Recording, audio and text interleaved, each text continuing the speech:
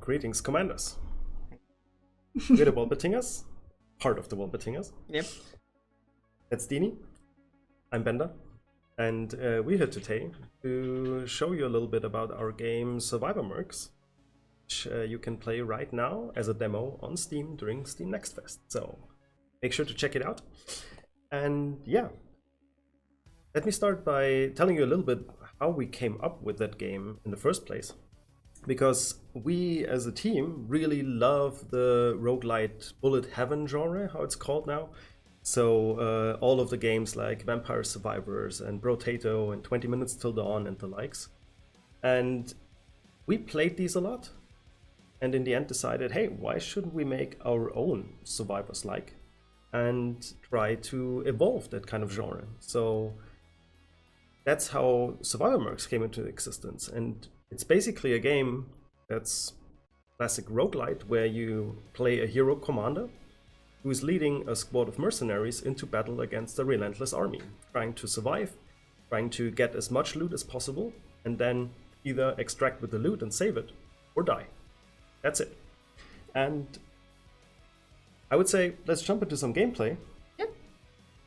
But first, we also had multiple playtests already. And there were some questions, and I'm going to ask questions while Bender is playing. And I will try to answer them while playing. So yeah, now let's jump right into it. So welcome to the bunker.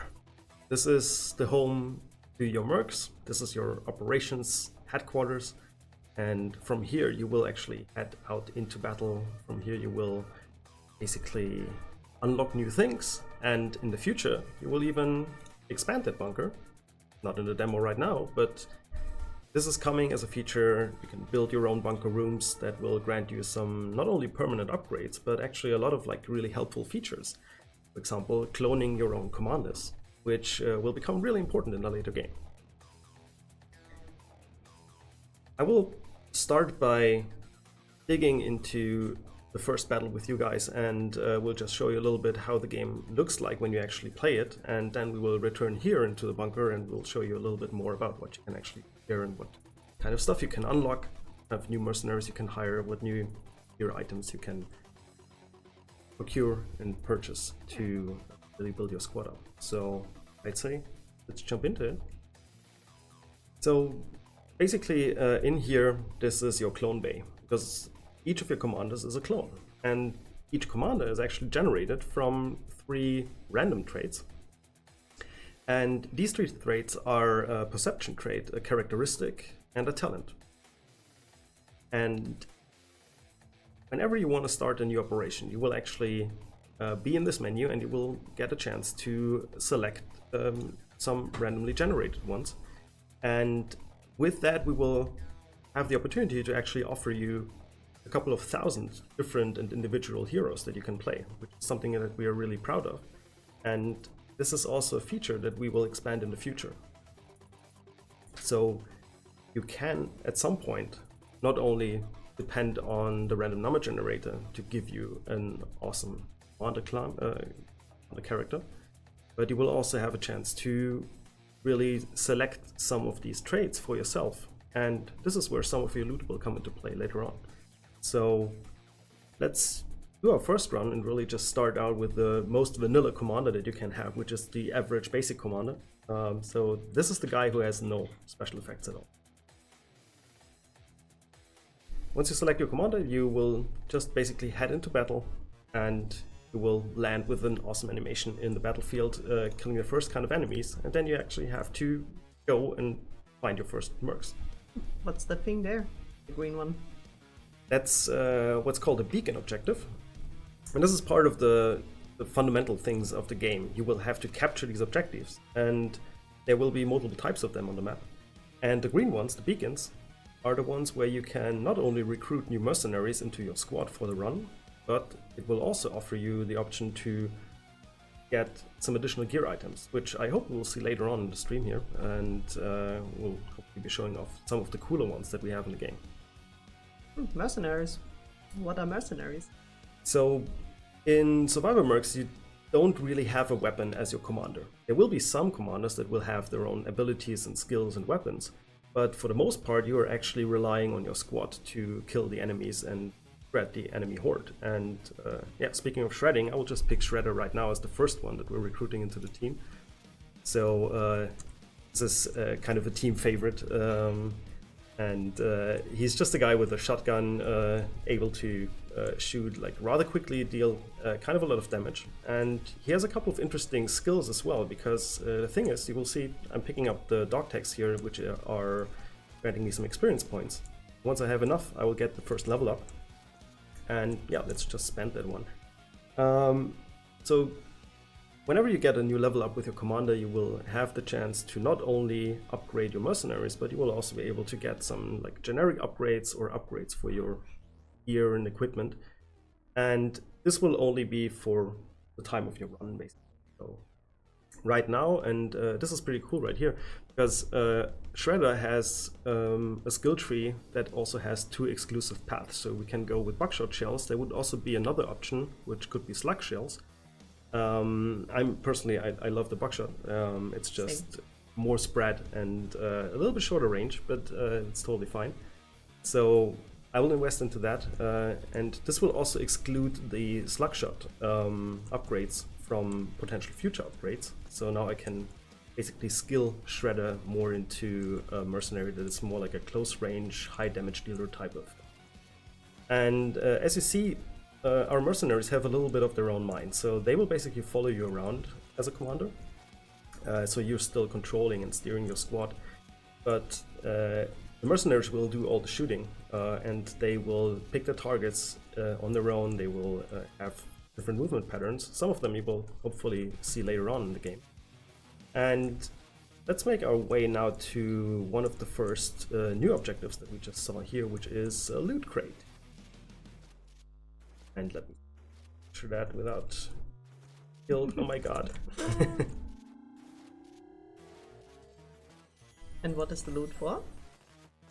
So this is the stuff that's basically the reason why you're even on the operation. It's the loot that you need to not only recruit the mercenaries and unlock new gear and equipment, it's the stuff that you will also need to pay your mercenaries, because they're mercenaries after all, so they need to be paid at some point. And this will also be the main currency that you will use to actually upgrade your bunker. So we are currently working already on a system where you will not only find these what we call blood diamonds on the map, which is basically the payment currency that you need, but you will also find other material on the map. And let me quickly jump into the upgrade while I'm trying to explain that. So basically you will find materials and components in these loot crates as well, which are different depending on which map you're playing. And of course, different rooms in the bunker need different materials and components, and you will find them in these loot crates as well. And in order to actually bring them home, you either survive the full 20-minute run on the map, or you try to extract, which I will show you in a bit, because if you die, you will actually lose that stuff. So this is what Survivor Mercs is also about. At its core, it's this high-risk, high-reward gameplay that we're aiming for. We want to make sure that really every run matters, and also that every run really is different from. So yeah, before we capture the next objective, let's actually upgrade Shredder a little bit more, and of course we need the auto shotgun. to just increase our magazine capacity, so that makes him just shoot more and quicker, which we will need quite in a bit because it will get hairy. So I'll spend a couple of levels into the auto shotgun, then get a couple more projectiles, and you can see. So does this mean the commander does nothing except for moving? Most of the commanders do, yes. So it's really you're controlling the guy who's trying to capture these objectives and making sure that he leads the squad into the right direction.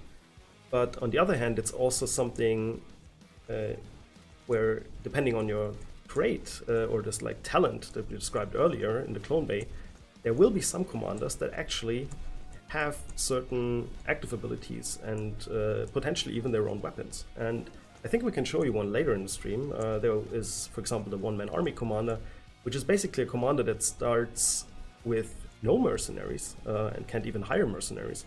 He will just have his own weapons.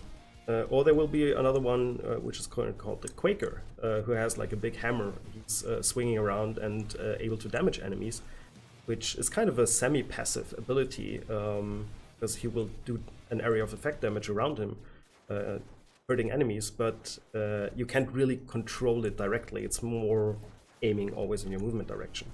And we will play a lot with these different types of abilities and commander classes. So, like I said before, every run should feel different from the one before. Every hero should feel different, and the combination of these different heroes is what we're aiming for in the end. So, oh my god, this is getting hairy. Let's grab the second one because we will need that. Dini, what's your favorite here from that selection? I would say Critter, but in this selection I wouldn't go for him. Maybe Spark? Yeah, let's go with Spark. He's a fun guy. So Spark is basically shooting kind of a lightning bolt that jumps from target to target, and definitely offers a little bit of a different type of gameplay to Shredder, and it's kind of a nice synergy with him. And as you see, I saved up my level ups because I wanted to make sure that once I hire Spark or I recruit Spark into the team, that I can actually hopefully get some upgrades for him already from the get-go. So yeah, let's start with Voltage, which is pretty good. It just increases the jump range. What are these ones though? These ones on the right, that's the generic upgrade. So you can also, when you upgrade, basically get smaller upgrades for your whole squad or your commander, which is the movement speed upgrade. These will stack up over time, and especially stack with a lot of the other bonuses that you can get from potentially upgrading your bunker or from certain commander traits. And these are mainly also used to offset maybe some of the negatives, because not all of the commander traits, i.e. the attributes that you get from these like commander clones, some of them might be negative. So they don't have an apparent positive effect, but through combining it nicely with your gear and your mercenaries, some of these attributes that seem a little bit more negative and at the beginning might actually turn out to be a positive when you're aiming for a certain like squad build. And let me show you what that means. So for now I will just go more with upgrading my Mercs so I can survive a little bit more. And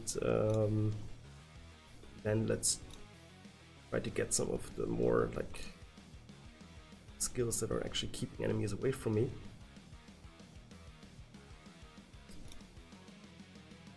And let's head for the next objective. What you can see is we have a view range in the game. This is this like big fog of war circle around it. This is basically determined by your commander, and some of your commanders have different view ranges depending on their traits that they got from the beginning. And this view range will in the future also impact a lot what the mercenaries will be able to target and how much damage they deal to certain targets, because mercenaries will also get some sort of a class trait where it will actually make a difference if you can see the enemies or if they are hiding in the fog of war. And we have some other things in common, and I saw that coming. Yeah, that's what happens a lot. Like, that's why we say it's a roguelite. You will die a lot, and in the end you will also, especially when you die, only take a little bit of stuff home. So we just collected 270 blood diamonds. It's not too much, we'll see what we can actually do with that. So let's head back into the headquarters and see what our 4 minutes and 52 seconds actually yielded us and what we can do. So We'll see. let's see. Yeah, let's start with checking the genome lab, which is basically where you're researching new traits for your commander. And you can see we have a couple of them unlocked.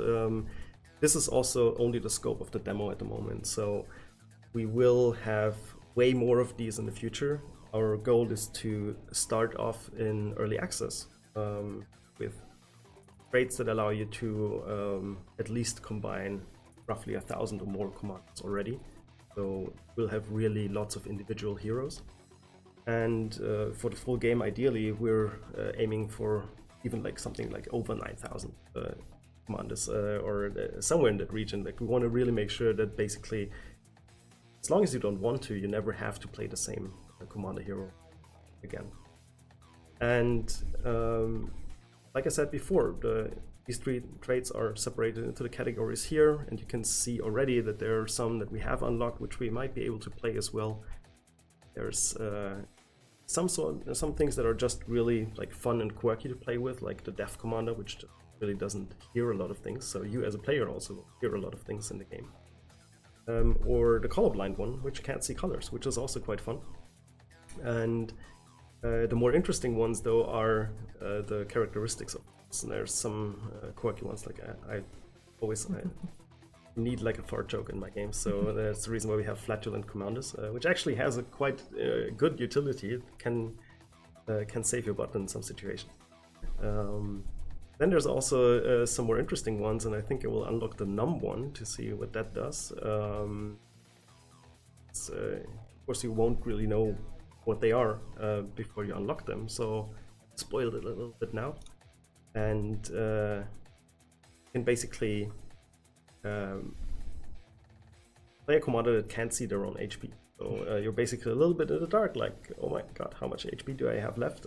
So we will play with these kinds of things as well, but there will be other traits and other things that will tie into, for example, the damage output. So there will, at some point, will be a class which is a Berserker that deals more damage when you have lower HP. We will be playing with all of these things to create certain synergies and really encourage you to have different play styles and different gameplay combinations that you try and really experiment with, create the most overpowered building. So does this mean that I can select these for my commander?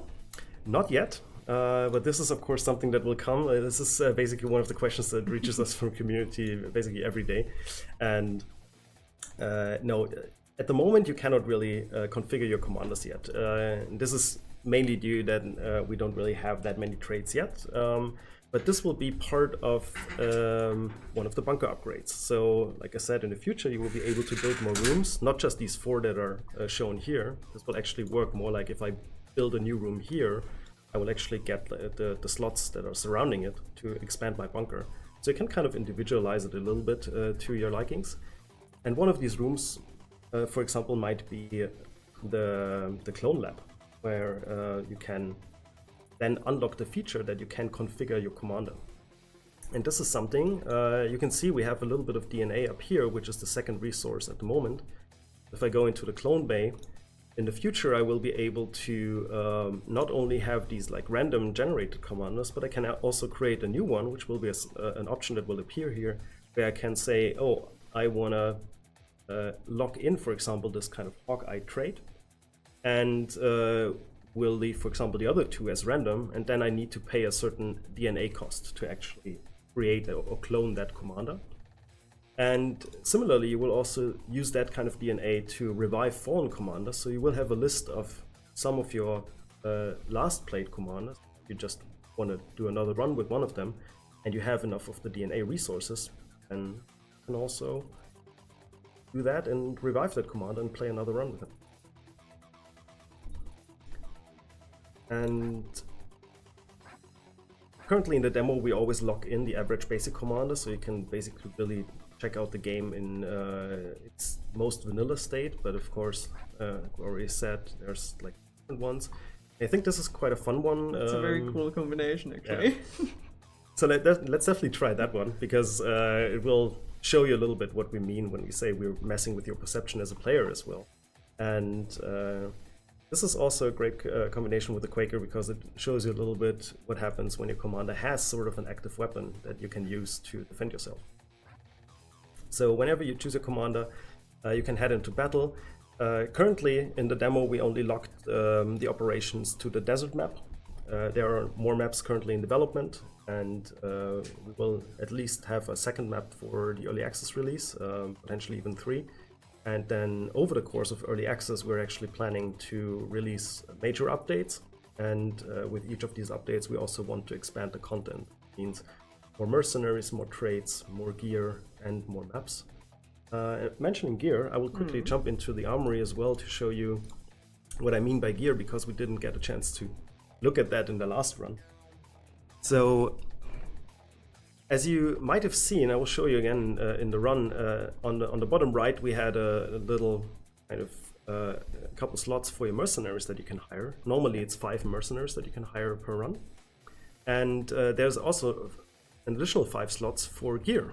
And this gear is stuff that will actually affect your whole squad, or can be kind of a helpful little feature for the current squad build. So we already have lots of things here that you can try in the demo, and I of course highly encourage you to try it yourself and get your own opinion. So some of these things are, let's say, quite obvious. So it's stuff that increases your command HP or makes you move a little bit faster. And these things actually have a way bigger impact than the general or the generic upgrades that you saw in the level ups. But there's also cool things like the supply drone, which will actually drop you some random power up every minute or 2, or stuff like the ricochet rounds, which will actually make projectiles ricochet off of obstacles in the environment, or the stim pack that heals you a little bit every couple of seconds. And these things will be vital to actually survive long enough in the battle to actually face the final boss. And this is what we're basically here for, right? So you want to run the operation on a map to survive for 20 minutes, encounter a couple of mini bosses, but in the end you really want to face the final boss. Big guy that if you defeat them, you will not only get like a ton of drops, you will also really save all of your loot that you got in the run.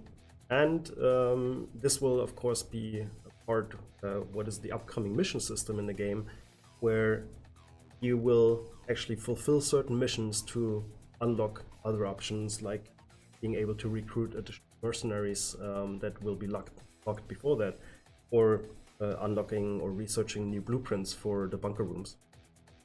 So this will be really important, and this is also what I think pretty cool, that you actually can face bosses that you can kill. So it's not the classic Vampire Survivors, like survive for 30 minutes and then you will die, or can kind of like try and survive for a little bit, or kind of exploit the boss to kill him in the end, which is definitely quite fun. But we wanted to go for something that is really more classical roguelike, where you feel accomplished when you defeat one of the big guys and actually trash them, grab all the loot that they drop, and head out to build up your room. Then let's try another run, huh? Yeah, let's jump into it. Yeah. That's something that also reaches us quite a lot. What is this? So you actually have to pay your mercenaries, I said that before, and all of the blood diamonds that you're not spending in your bunker for upgrades or for recruiting or hiring new stuff, this is actually the stuff you pay out to your mercenaries. And this is something we do on purpose, because we want to make sure that you really feel like every run counts. You're not just grinding away and you have this one super successful run that suddenly allows you to unlock everything, and you just basically speedrun the game in a cheap way. You really want to make sure that you always feel like every run means something, and all the loot that you get actually means something.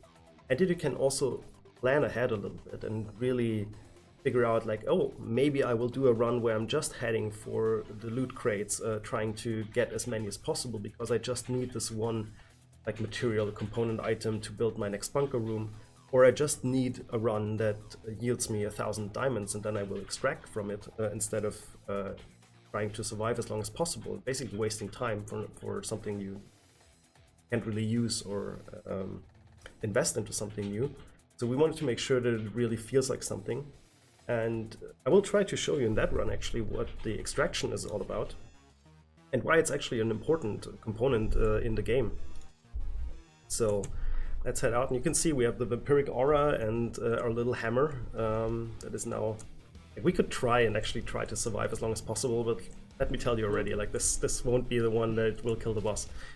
Oh, we got a nice new selection. We saw Shredder. Let's Lady Reaper. Yeah, Lady Reaper it is.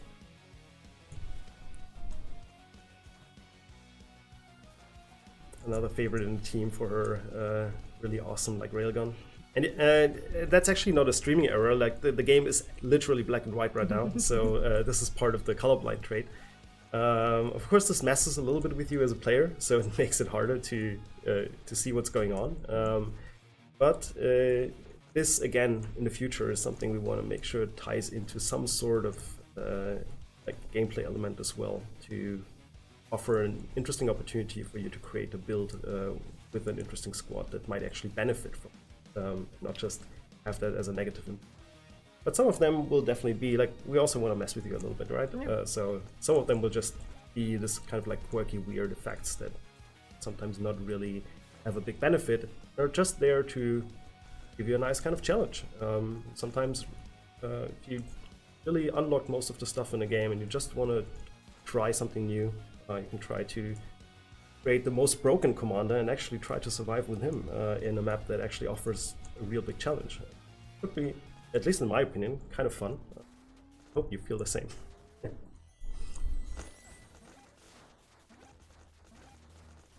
So we grabbed our first little bit of loot, and since the Reaper is just amazing. Oh, and this is also quite fun. This is one of the power-ups, which is kind of like the overdrive. Sends your mercenaries into kind of a frenzy for a little bit, so they're shooting way faster.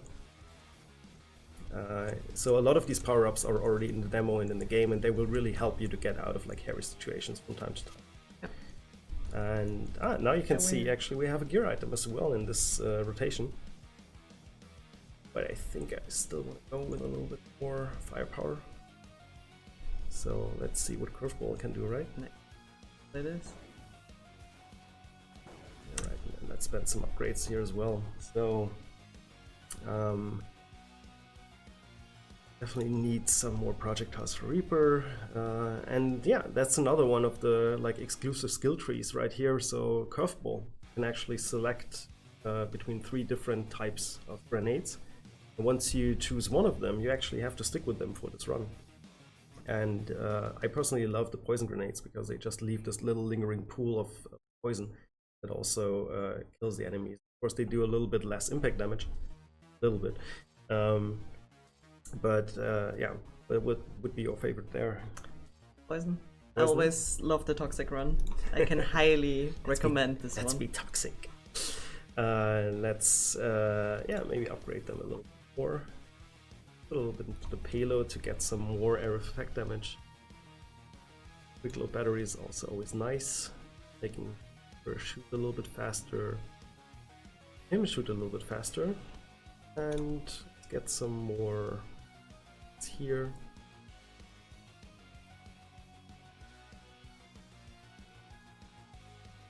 And yeah, let's head out with that. So I wasn't picking the stim pack as well because I already have this vampiric aura, so as long as I get a little bit closer to enemies, I will obviously already heal myself a little bit. And let's see now. Here for a bit.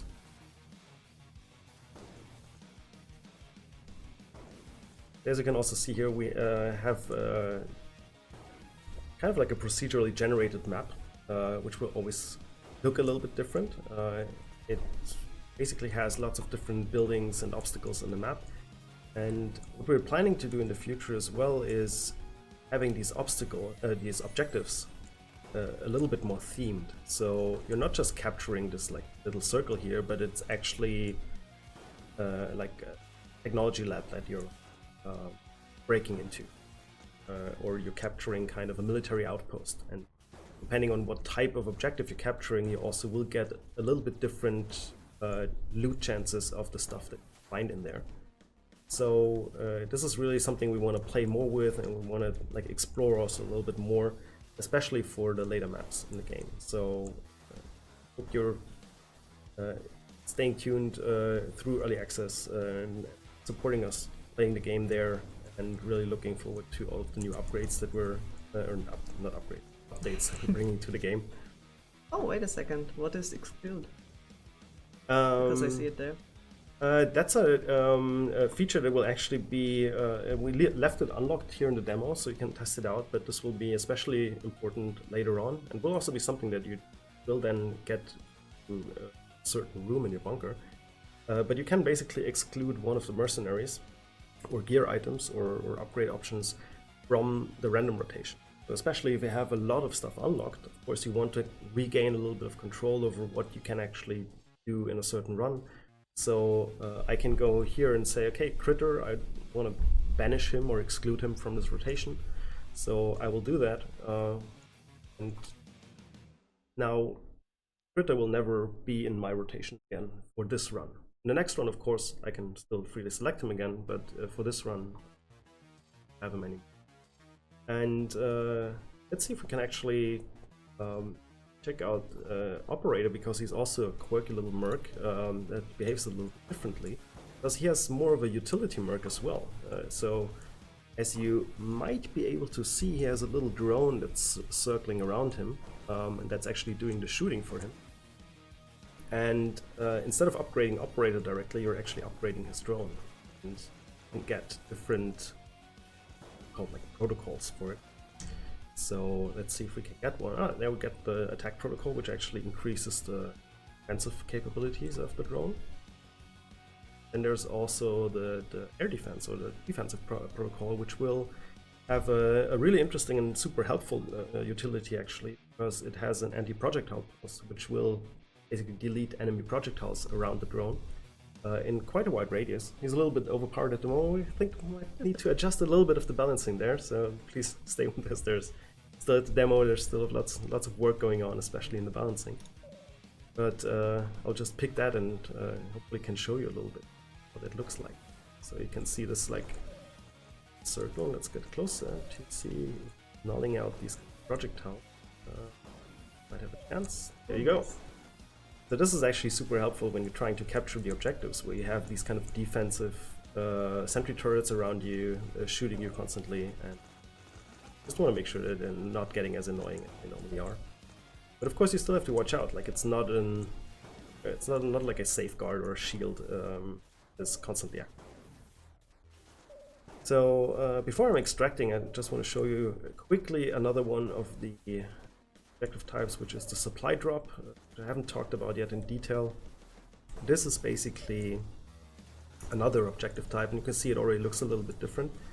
And this one will drop a lot of XP. We captured one before, but I wasn't really showing it. And apart from the XP, it also dropping something like just picked up a heart.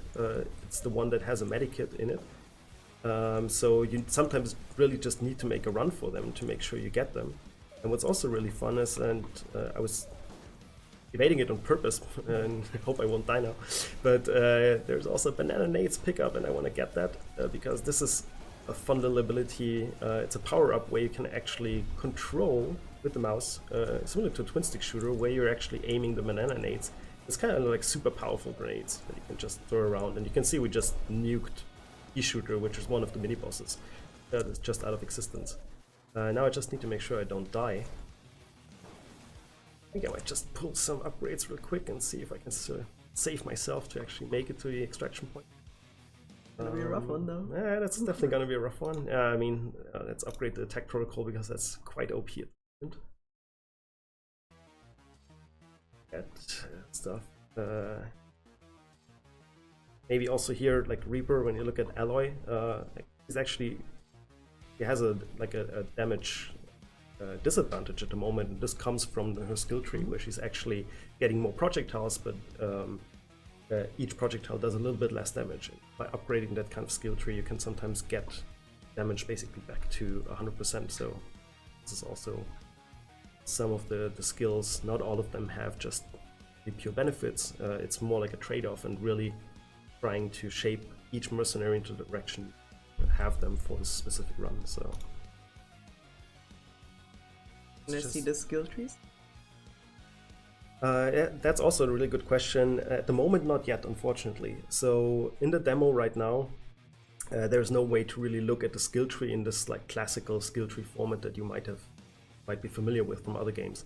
But this is something we're currently working on, and we want to make sure that you can go to the barracks in your bunker and actually select the mercenary, and then look at the skill tree in detail to really figure out, okay, there's like this path that actually leads to this maybe super powerful ability when I upgrade the path fully. Because these are not endless upgrades, like they're actually skill trees where there might also sometimes be a new branch opening up once you reach a certain level. Or there might be this one powerful ability which is kind of the end of this one path. And for example, Shredder has Dragon's Breath, which is kind of setting enemies on fire with his shotgun bullet. And also very OP. Really nice as well, yeah. I also love Curveball when you have basically the arm training up to level 4, I think it is, yeah. And then get basically the bundle grenades, which is just adding more grenades to each attack. So that also makes him like really, really powerful. But you need to invest into the ability that just makes him shoot afterwards. Always this kind of like trade-off, and we have more of that in there, and there will be also more of these trees in the future, and this is also something we really want to encourage you to explore and actually try to play different mercenary builds and squad builds. So something that we're doing on purpose, and of course we would love to hear your feedback on that as well. By the way, we're talking about feedback. Please join our Discord server. This is really the best way to get in touch with all of us. Like we're hanging out there as well. Using that on a day-to-day basis, and if you really want to make sure that you want to get your feedback heard and just want to chat with us, then feel free to hop into the Discord. You will find the link down there in the Steam page as well. Yep.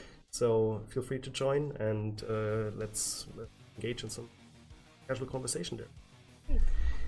Now let's head for the extraction point. Otherwise, you got a hard, nice. Oh, and there's a magnet as well. Nice. That's good. It's gonna be some upgrades. So that's the stuff you will find in these like supply drops. They're a little bit more sparse around the map, but you will regularly find them and basically really get these like nice power-ups too. Sometimes when it's already looking a little bit hairy and you might not really survive, sometimes that will make the difference to make it to this mini boss or to the extraction point, which we'll actually call in right now. So you can see down there, if I press X now, I will be able to call in the extraction point. And this will kind of bring a big alarm for everybody, and it will show me a special marker, which is the yellow one down there. And I need to try and get there within the next minute, because if I don't make it until then, I will have to wait for another 2 minutes before I can call in the extraction point again. And why is that important? Because the extraction will be a way to not only save your loot that you got throughout the run, but also to save your squad, which will yield a really, really nice bonus for each surviving mercenaries. So we're extracting. And please excuse us, that's a little bug in the game still. Some of the mercenaries will still be left behind sometimes, and this is not intentional. We know that a lot of people feel really bad about that, and we're sorry. But this is basically the third way how you can end a run. So it's either dying, it's killing the boss, or it's extracting ahead of time. And when you extract, you still get a little bit of a penalty on your loot, but way less. We talked about the materials and components for building your bunker rooms, and the extraction will be important for that as well, because with one of the next updates where the system is coming in, we will actually be able to allow you to take part of your loot with you when extracting. So if you die, you will actually lose all of these like materials and components, but if you extract, you will be able to save part of that. Of course, the big goal is always to survive, but you can see that we're aiming to create a game that is not too easy, so it will definitely be a challenge, and it's meant to be a challenge. So we want to make sure that you have a way to sometimes get some of the resources out and invest them into more upgrades or the mercenaries that you potentially might need to certain bosses on certain maps. And therefore the extraction is really important. And one other thing that we want to do is, because what we never really liked in other games, or what we missed from these games sometimes, was that there was no real benefit that you carried from one run to another. So you finished one run which was super awesome, and you like really had a really great run.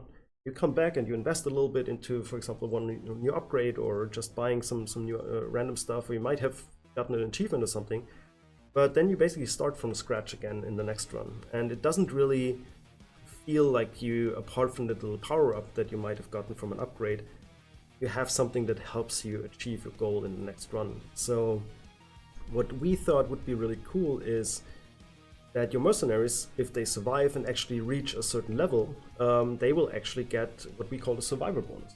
So this can stack up to 3 times, and what that does is, if you recruit them in the next run, they will actually get 1, 2, or 3 free level ups that will only be dedicated to them. So let's say I hire Reaper again in the next run. She will actually now get, she has the bronze survivor bonus and medal, so she will get 1 free level up, and this will already allow me to, for example, choose the kind of like skill path I want to take her down to, or allow me to get like a nice upgrade that I can really use early on in the game to make a mercenary that might become stronger in the later game, but is actually weaker in the beginning, already more viable as a first kind of choice. So we really try to add something that carries over multiple runs, but in the end still depends on what you do, and it's your decision, basically. So right, let's head back. You can also see that from a run that basically was the same one as before, like it wasn't really that much longer, we still like have more resources now, more blood diamonds that we can spend on some new stuff. Like I said, we had a look at some stuff before, and unfortunately we cannot yet unlock Scourge or Clank, but I would urge you to actually check out the demo now and play it for yourself, and hopefully unlock some of the mercenaries and check them out for yourselves. They're definitely really cool, and have some also like really fun own unique features to them. And of course also check out the armory and see if you find the right gear items that you can use to make the squad that you want to build. And last but not least, also check out all of the like hidden commander traits that we have here that might actually help you create something that's really fun, and hopefully helps you make it to the final boss. Yeah. Yeah. And join us on the Discord, give us their feedback, and help us make this game even more ready. Yes, please wishlist the game, leave us your feedback. We're monitoring the Steam forums, we're on the Discord, we're available for you guys. And thanks for joining, thanks for listening in, watching our stream, and we'll see you soon. Lock, load, and loot, commanders, we're out. Yeah, bye!